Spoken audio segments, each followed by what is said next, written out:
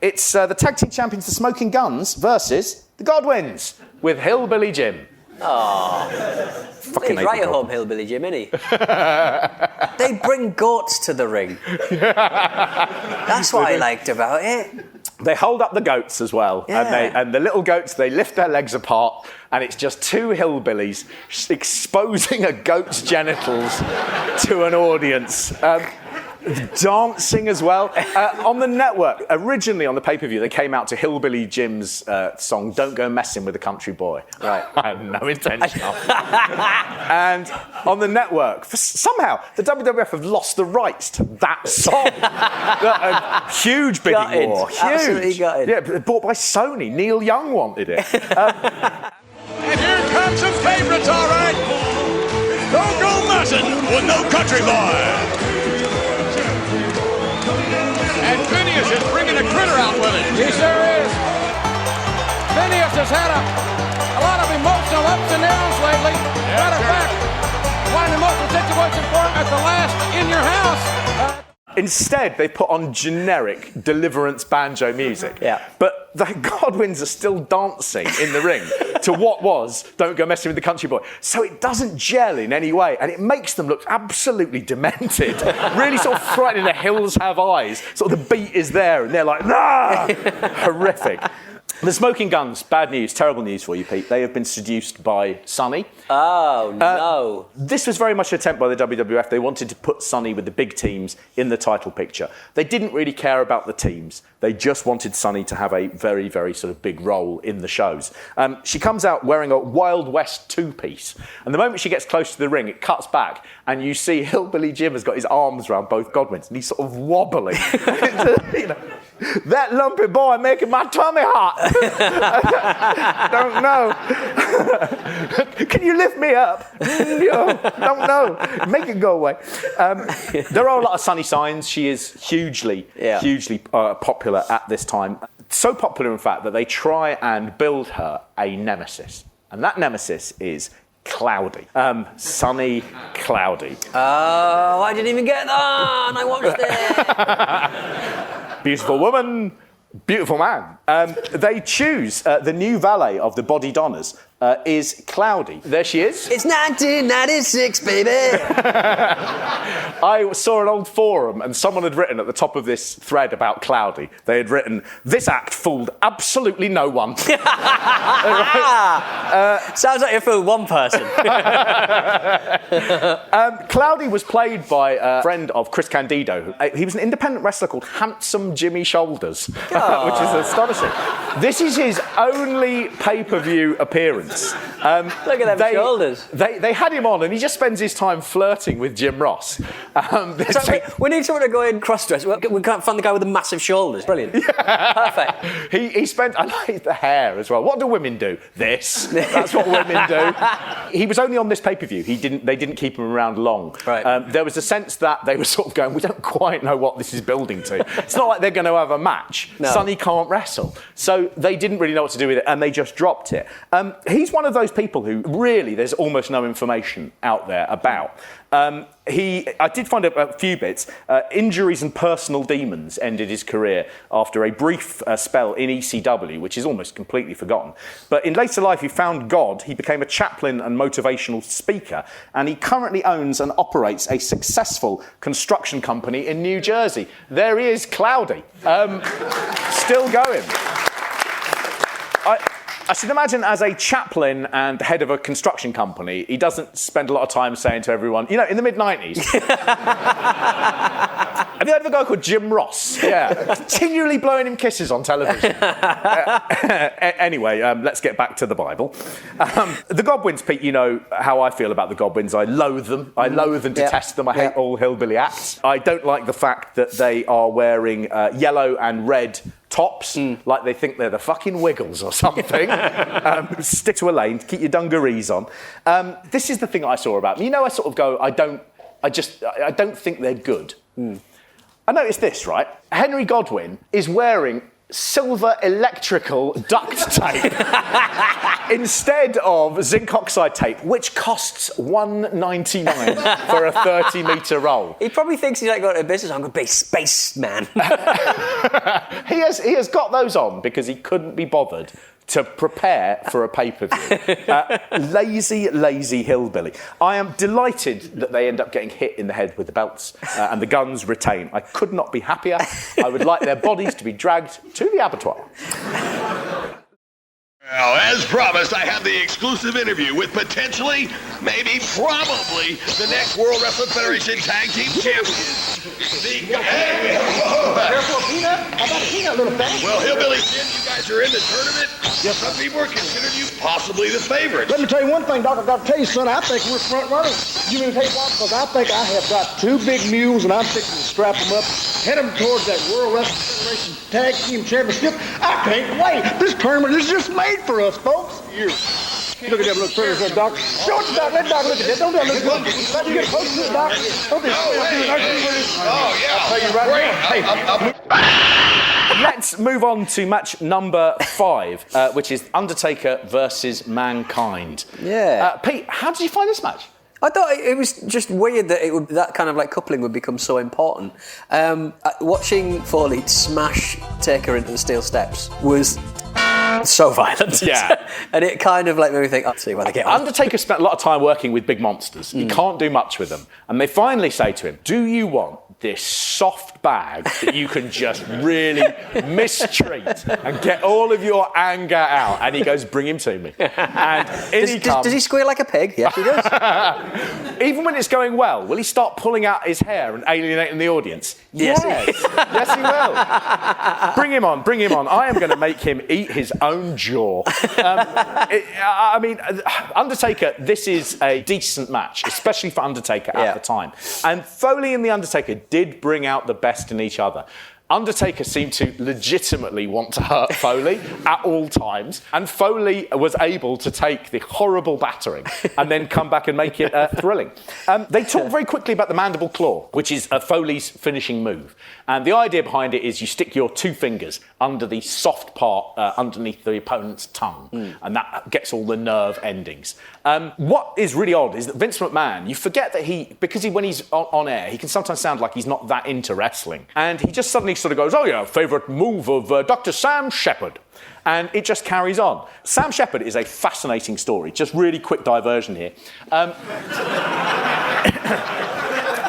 So Sam Shepard was a surgeon in the States, and in 1954 he said that he'd woken up after they'd had friends over at their house to hear noises, his wife screaming, and he'd been sleeping in the front room because he'd had too much to drink. He ran up the stairs and an intruder was in his wife's bedroom, and the intruder immediately knocked Sam Shepard out. He said he came to, he noticed there was a person was now in the garden, so he ran after the guy in the garden and the person knocked him out again. And so then he said he came back into the house and he found that his wife had been murdered. Now, it did not sound like a very convincing story at all. He was continually knocked out, he didn't really have a description, and his wife had been murdered, and it transpired he was having an affair.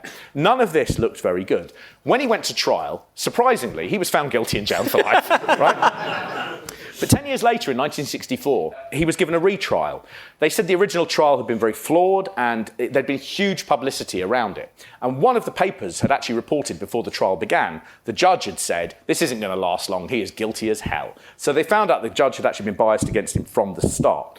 He was then cleared in a second trial, and was a free man. He tried to return to work as a surgeon, but the 10 years that he'd spent in prison had basically, his skills had fallen apart, and he actually found that his manual dexterity had just been ruined by doing hard labour.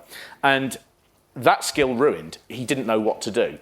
He took to alcohol, and he had a friend called George Strickland, who was a pro wrestler. And Strickland trained Sam Shepard, and he became a huge, strong draw in the late 1960s. His nickname was Killer Sam Shepard. I mean, wrestling. This ain't your daddy's, etc. Shepard wrestled over 40 matches, always very high on the card, always a huge draw. Before his death, which took place 6 months after his career had started, which is, I mean, by wrestling standards, standard length of career before you Imagine die. the promo. I'm going to knock you out, Shepherd. Yeah, probably. Yeah, probably. I'm very knockoutable. And I'm going to get your tag team partner. This is my wife. It's April 1970 he dies. He'd been an alcoholic pretty much from the moment they released him from prison. But during his career, he made a big deal that he'd used his anatomical knowledge that he gained as a surgeon to develop a brand new submission hold. And that submission hold he called the Mandible Claw. So that was not used really after Sam Shepard until Mick Foley took it in 1996. And it fits perfectly in with Foley's gimmick of being this sort of, crazed maniac. You couldn't really go any better than that man, really, as your inspiration. Here we have another, someone has stolen the urn again. Undertaker does, this is one of those things where they just go, how do we start a feud? And they go, why don't you steal the urn? And Undertaker would have been what, like Mr. Hughes, yeah? Like Mabel, yeah? Like everyone. Like Karma, yeah? Like King Kong Bundy did. And they go, yeah, exactly like that. And they go, OK, fine. So Mankind has stolen the urn. But the two of them in the ring, it clicks. And people begin going, actually, the way they work together, this programme doesn't seem like a one and done. This seems like it could run. And what they do really well with this is they set up that Foley is a genuine threat to The Undertaker. That he might be the guy who just doesn't feel pain. That he can't be stopped. That he's just terrifying. Maybe he's more frightening even than The Undertaker. And it's a really odd one because I think out of all the people in the WWF at this time, it's a strange thing that Foley really did get over. I really like Foley. It's why I've spent so much of my life looking exactly like him. And these matches are fine, but I did find this was boring. I'd never want to watch it again. There's a bit where JR says, that's a new manoeuvre for The Undertaker. And The Undertaker's just grabbing at Mankind's mouth. It's a new manoeuvre. Oh, there's some proper chair shots here, which are, proper brain damage inducing. And, the bit where Foley begins pulling out his own hair as well, I was like, oh, just do wrestling. Don't, I'm going to cut open my jaw. Stop it. But this is a very boring match, despite it all. I very much like Mankind's music, though. Yeah. It made me cry a bit. It's like the end of the Incredible Hulk walking away. It is. They wanted to get over the idea that maybe it wasn't just a monster, that maybe circumstance had got him here, and that's why he's pulling out his hair and storing shit in jars, and writing racist letters to the council. He's absolutely uncontrollable. Oh yeah, Undertaker. Did I tell you about the people who come at night and they drive me to the garage of the house where I grew up in as a baby? Mick, keep it light. Just steal the urn. Steal the urn. Down to the ring comes Brian Pillman. And this is Brian Pillman's WWF pay-per-view debut as well. WWF had signed him on the back of his loose cannon gimmick. What's amazing about this? How did you feel? You've never really seen Brian Pillman before. No, he's quite handsome for a maniac, isn't he, I suppose? He is. Kind of surprising. He's got great hair. He is. And what I couldn't believe about this is basically how he lays down the template of what Austin 316 and Austin will become. This absolutely blew my mind. Have a look at this. This is Brian Pillman having a chat with Jim Ross. All right, Vince, thanks very much. Brian Pillman. How's my extended family doing, Jimmy? Fine. I forgot to tell you, I don't even give a damn about my own family. And I think even less of this sewer of human waste that sits before me. It's easy to see why Jeffrey Dahmer tried to consume this whole state from head to toe. It's not really funny. Listen, you stupid son of a bitch. I'll get done We with apologize. What I'd like to know is, how do you feel being one of the members of the wretched refuse, sitting paralyzed with fear while Brian Alfred Pillman says whatever he wants? I'm gonna rape, pillage, and plunder this entire federation!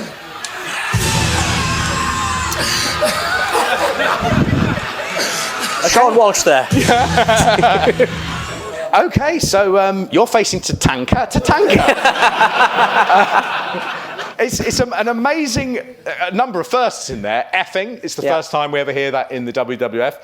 It's the first and I believe only time Jeffrey Dahmer is brought up. I think it's the first time anyone brings up that they'd like Jeffrey Dahmer to continue eating an entire city.